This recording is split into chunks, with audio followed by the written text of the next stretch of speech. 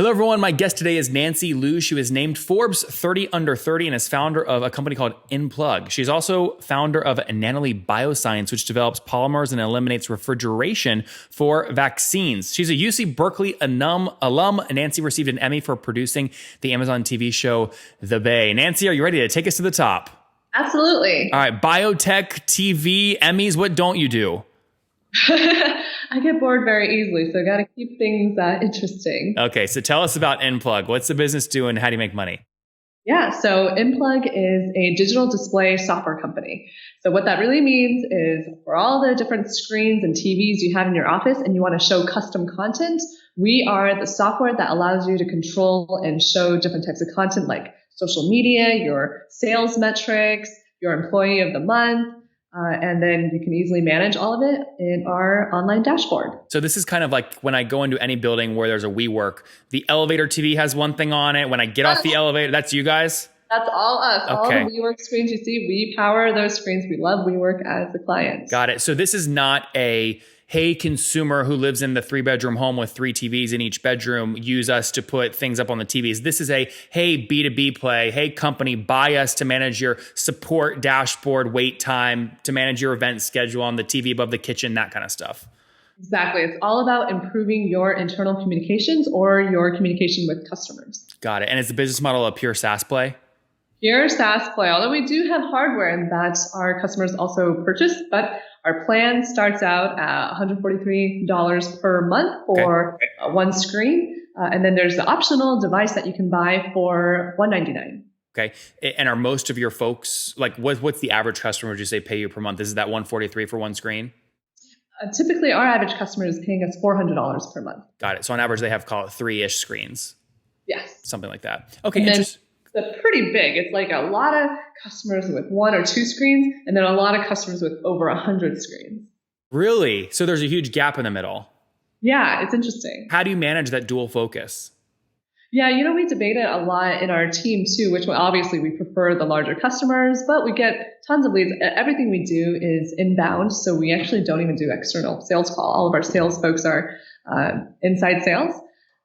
So it's a interesting management. So for the smaller businesses, they actually typically take just as much time to close the larger businesses. Interesting. Yeah, that's usually the case. It's funny how that's usually the case. And most times when I hear people tell your story, they then say, we decided to kill this business to only focus on this side of the business, but you're still managing both. We are. Okay. Good. Give me more of the backstory here. When did you launch the company? So started it in the end of 2012, totally accidentally how we started the business. At the time, I was serving as CEO for the biotech company, which I had started my senior year in college. And so I had gotten funding, and I'm not a biochemist by training. How much did you raise for that biotech company? So to date, we've raised a couple $1 million, and most of it actually non-dilutive funding. It's a beautiful, brilliant thing that, as a... Like grants?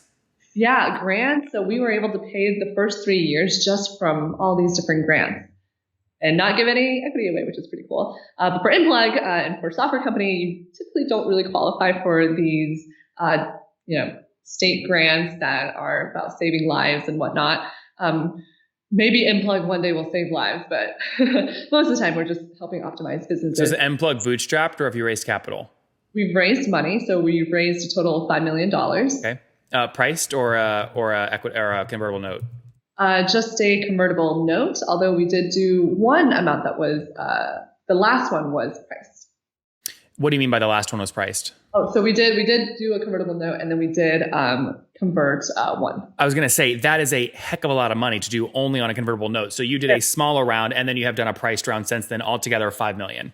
It is. I would do things differently. How? So for Nanxi, we actually raised venture money. So we took in a VC. And so the second time I was raising money, it was like, okay, I don't want to deal with so many different investors and convertible notes. I just want to raise one round, one investor, and a very clean cap table. Yep. And that's much cleaner today, obviously, than the biotech company. Yes. So how is that? I mean, so you're wearing an Enplug sweatshirt, which I'm going to guess that means you're more into Enplug than you are in the biotech company. I mean, are you managing both companies at once? I am. Okay. How does that work? It's interesting. I come to the office for Enplug, but on the weekends and then the non-Enplug work hours, I'm working on Nanxi. Interesting. And what's the team size at Enplug today? So Enplug here in our US office, we've got 20 people. Okay. And where are the other offices? And our other offices, we run a franchise model. So we have offices in Sao Paulo, Brazil, Melbourne, Australia, Tokyo, Japan, and UK. And when you say you have a franchise model, does that mean you take your core tech, white label it, charge a setup fee, and then a cut of sales? Yes, exactly. But your core team is 20 based in San Fran. Los Angeles. Oh, Los Angeles. Okay. Who came up with the white label model? It was very accidental. Basically, I spoke at the Global YPO conference where I was on the main stage. There was 3,000 to 4,000 CEOs around the world, very, very large companies in the audience. Nobody actually wanted to hear what I was saying, but I was going on stage right before Magic Johnson. So, people were kind of stuck hearing my story. So I shared my story, and then the former head for DHL, the logistics company for Europe and Africa, came up to me and was like, "Hey, I've been running DHL for a long time now, and I want to go into tech. I want to do something different. Let me open your office in Europe." And I thought he was joking, but he wasn't. And then a year later, we had an office first in Bratislava, Slovakia. And the model that we found was going to be the easiest was he's going to invest all the money for putting together the sales team in Slovakia. And then he would just license our branding and license our technology. And it's been a beautiful model since then. What about the fixed costs? Is the office rent sit on your balance sheet or his? His. Or his P&L. Okay, interesting. That's great. So literally it's just the technology. Yep. How do you deal with people in different areas wanting pieces of the tech customized certain ways? Yeah, so we actually built a lot of enterprise features that were both for our customers, because a lot of our customers want to have these enterprise features that are, instead of saying powered by Enplug, which most of our screens say, you can have the option of saying, powered by WeWork or powered by Marriott. And so because we already built that in, it was actually easy to then extend those features to our distributors. Got it. So you don't have a lot of inbound requests that would require significant dev time to change your core tech. Yeah, we had definitely a long conversation with the engineering team, sales and engineers. Sales is like, we really want this to close these deals. And engineers, do you understand how not scalable that is? So we tried to make all of our features highly applicable for all of our clients. And now what are you at today in terms of total customers paying for the platform? Yeah, so we have over 1,000 companies using our software. Okay, and are those obviously the model, what you make is very different if you're selling to them direct versus through a partner. Are those 1,000 all direct? Yes, those are all direct. Okay, got it. So you're not even including in those. So how many partners do you have around the world? Yeah, around the world, we've got 10 partners. Got it. And on average, how many customers do they typically sell? Yeah, I would say they average around 150 companies. Okay, 150 companies. So I'm just going to, for a second, just to make it simpler to talk about, I'm going to ignore all your partner channels, which if they're listening, they're going to throw eggs at me, but that's okay. There's Twitter, so you can throw them there. You directly though, 1,000 customers paying, you said earlier you have an ARPU of around $400. I mean, you guys are doing north of $400,000 a month, right? Yep, just about. Yep, that's great. Now, what's the revenue model like with your partners? What do you take? What cut? Yeah, so it depends on the region. So some regions, because like Brazil, things are just cheaper, so we charge a different pricing to our Brazil.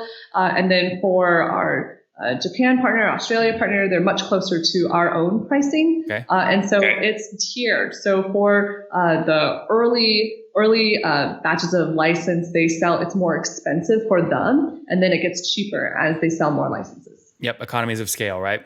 Yep. And is this generally a fixed flat fee per screen or per company you charge, or is it a percentage of sales typically? It is both, depending on the company, but typically it's a fixed fee per license. Fixed fee per license. Okay, good. That makes sense. And what about growth? So obviously we know you're doing about $400,000 per month today in revenue. Take me back 12, 13 months in December 2016. What were you doing then about? Yeah, we were doing half. Wow. So you've doubled year over year. That's great. Yes. That's amazing. Yeah. And where are you getting most of your customer? I mean, how are they finding you, or what's your CAC? Where are you spending the money?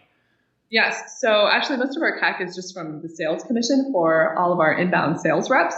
But the other pieces is SEO and content creation. So again, all of our leads are inbound, and I credit our head of marketing, Colin Beauvais, of doing just a fantastic job of building that platform.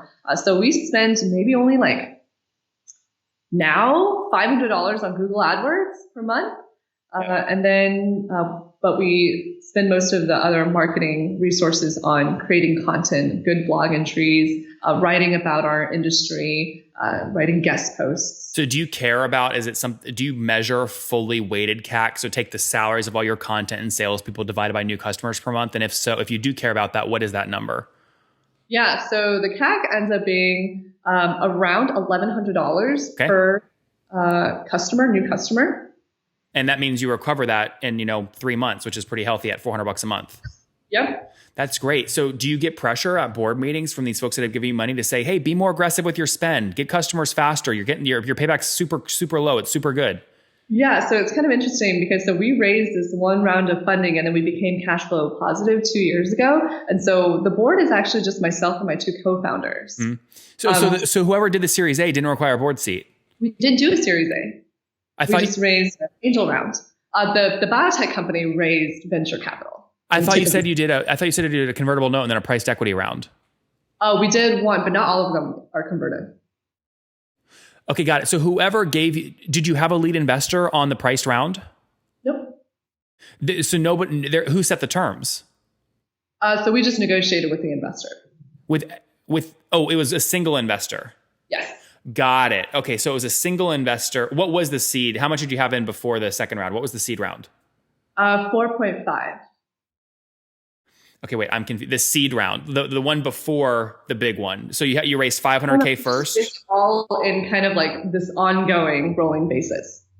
Okay, got it. So you did essentially a rolling convertible note, and at some point, one person wrote you. Go ahead. We want equity. We're like, okay. Got it. The one guy or girl said, we want equity now. Here's a $4.5 million check. How much equity will you give me for that?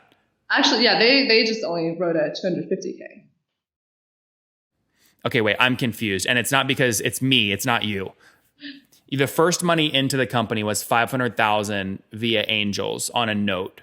Oh, there's no $500,000. We just raised basically everything on notes. Like the first, I think, check we ever took in was $25,000 from a dentist. Okay.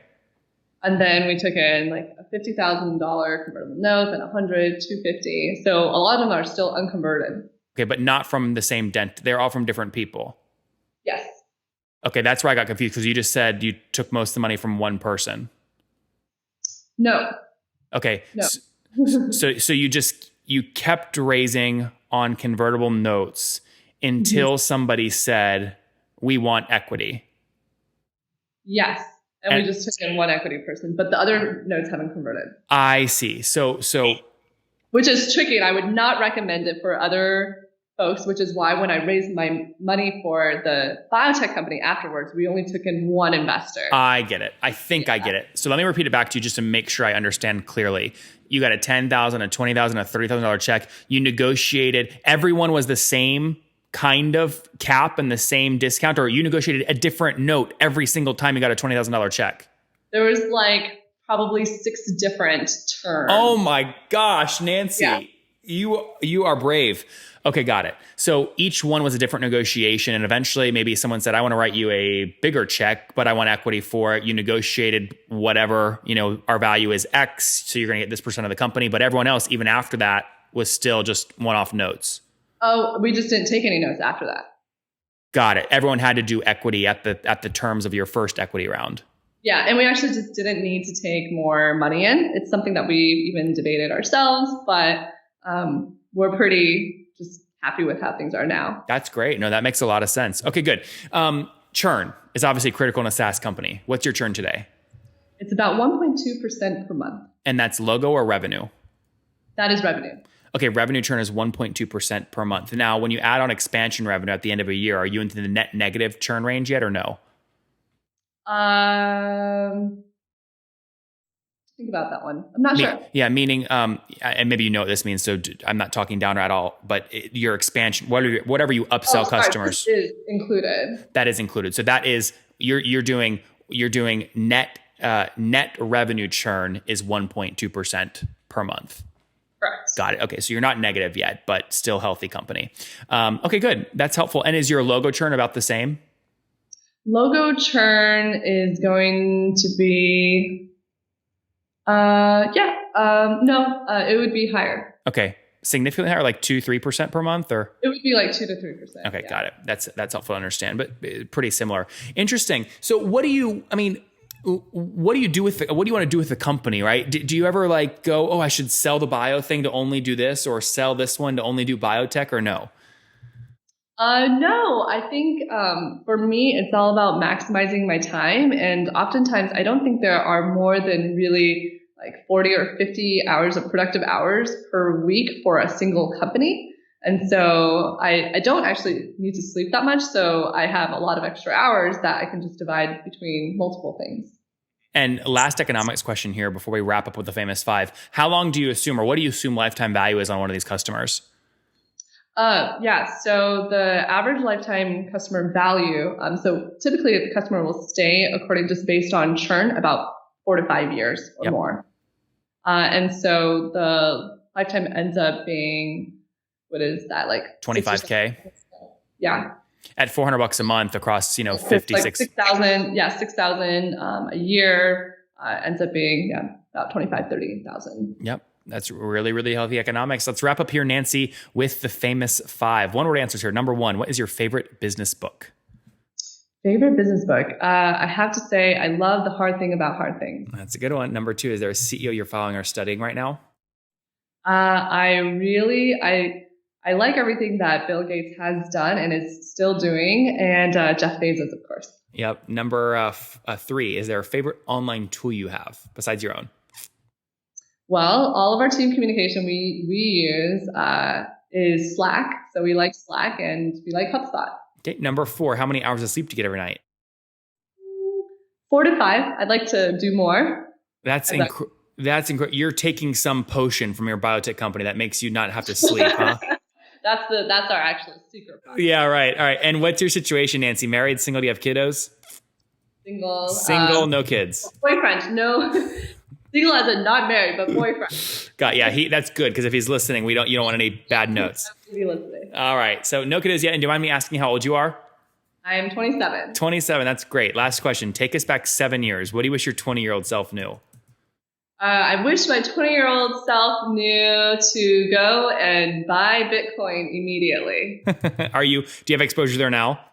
I do. Yeah, that's good. All right, there you guys have it from Nanxi. She would have bought Bitcoin earlier on, even though Warren Buffett is saying it's going to end badly. We'll see what happens. It's up for debate. But anyways, she's managing multiple companies, launched her current company, Enplug, back in 2012, helping companies control the many, many screens throughout their buildings or their workplace for a variety of different things like WeWork or Marriott things at the elevators or anything like that. They've got a team of 20 based in LA. They've raised $5 million total, currently serving about 1,000 customers that pay about $400 a month. So $400,000 a monthly recurring revenue, or about $4.8 million a year run rate right now. That is up from about half that just 12 months ago. So about 2.4 million run rate back in December of 2016, 2% gross monthly churn. So healthy there. Revenue churn is even healthier than that. CAC is about $1,100. LTV is 20 grand. So super healthy ratio there. Nanxi, thank you so much for taking us to the top.